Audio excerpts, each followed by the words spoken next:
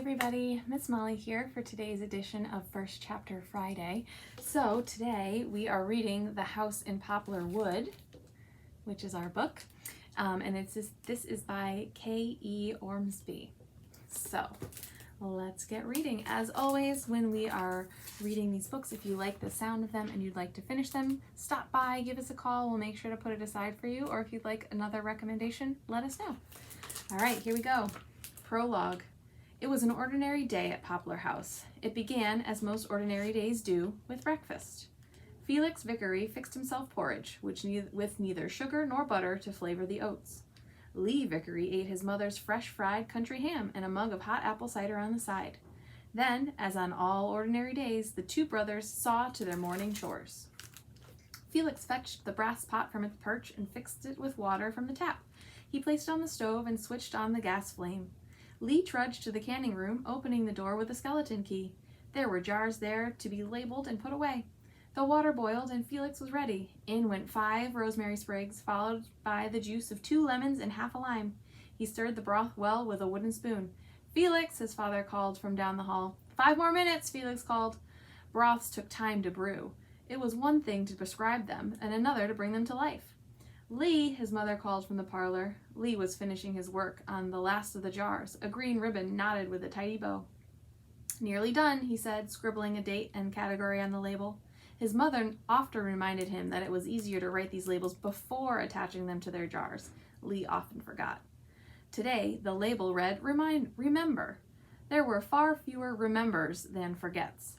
Reminding and forgetting. That was Lee's life at Poplar House, reminding and forgetting, siphoning and canning. Lee placed the jar upon its proper shelf. "Sealed tight?" asked his mother, seeing him to the front door. "Sealed tight," Lee replied. The alternative was disastrous. Memories were fragile things and far more priceless than jams or preserves. Should one escape, it would evaporate into nothing at all, or worse yet, find its way into another person's mind. "Brewed right?" asked Felix's father, taking the bowl of broth from his son. "Brewed right," Felix replied. It was an everyday question, but an ever-important one. The broth meant healing. It meant a tomorrow instead of a never again. So Felix brewed well and then carried the broth to the examination room. Today's patient was an old woman with tangled gray hair and half her teeth missing. She drank down the concoction of citrus and rosemary, boiled and stirred to specification. Felix watched as her pale face turned rosier and her dulled eyes filled with life. As Felix's father helped the woman down, Felix thought of the many patients before her who had lain upon the examination table and never gotten back up. Endings rather than healings. There had been more than Felix could count. Healing and ending, brewing and watching, that was Felix's life at Poplar House. Chores completed, Lee left the house for school. He walked slow, aiming his boots at orange, crunchable leaves. There was music in his left ear, a song, hummed soft and low, familiar to him. Memory hummed it often on her ramblings through the wood. The song told Lee he was not alone. He belonged somewhere and to someone just the way he liked it. Chores completed, Felix stood on the back steps of Poplar House.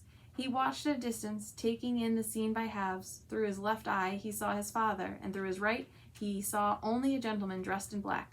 The two men were shaking hands in the pink morning sun.